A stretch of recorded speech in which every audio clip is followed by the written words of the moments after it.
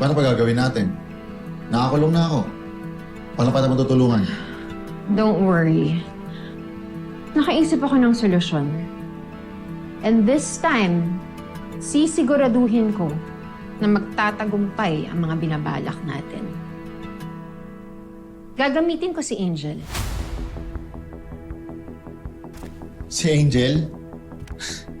Di ba nilapasan mo na nga yung batang yun sa sahig? Anong gagawin mo para makuha mo loob ng bata? Tsaka mukhang hindi madaling mauto si Angel. Yes, I know. Angel is smart, but she also has a weakness. At yun ay si Tatay at si Ate Beverly. Makokontrol ko si Angel kapag damay ang mga mahal niya sa buhay. At dun kita kailangan, Tyrone. Kailangan kita para magawa yung mga yun.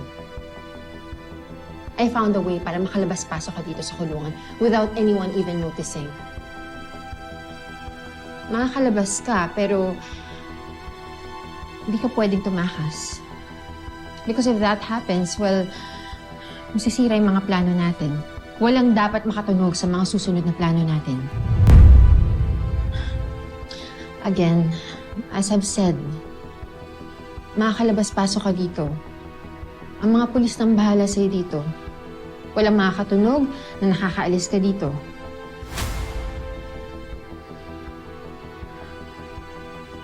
May out-of-town trip si na Ate Beverly.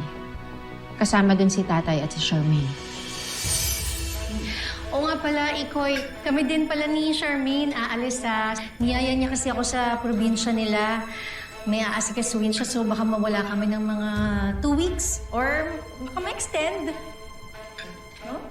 Pwede naman. Kaso lang, walang signal dun eh. May hina eh. Baka hindi nyo kami matawagan lagi. Walang problema. Basta importante, mag-enjoy kayo. Gusto niyo ba ipahatid ko kayo? Ay, sir, wag na ho. Ano na lang siguro, pahatid mo kami papuntang pier, tapos magbabarko na lang kami. Sige. Barko. Barko? Sama ako sa inyo. Oo? Oo. Sigurado ka, Tay? Kasi di ba, sabi ng doktor, mas makakatulong sa akin kung mayroon akong malanghap na fresh na hangin, di ba? Oo. Para sa kalusugan ko rin. Ay! Masaya. Sarina, baka ikaw, baka gusto mo sumama na rin sa amin sa probinsya. May aasikasuhin po kasi ako eh. Pero next time sasama ako sa inyo. Oh, akala ko ba babawi ka, Serena? Ba't para kayo mo sumama? Maganda dun sa amin. May mga falls, tapos ang ganda ng dagat. Ipadukot mo sila. Alam ko may mga tao ka pa sa labas. Tapos, papatayin sila? No. We can't do that. Because we need them para mapasunod ko si Angel.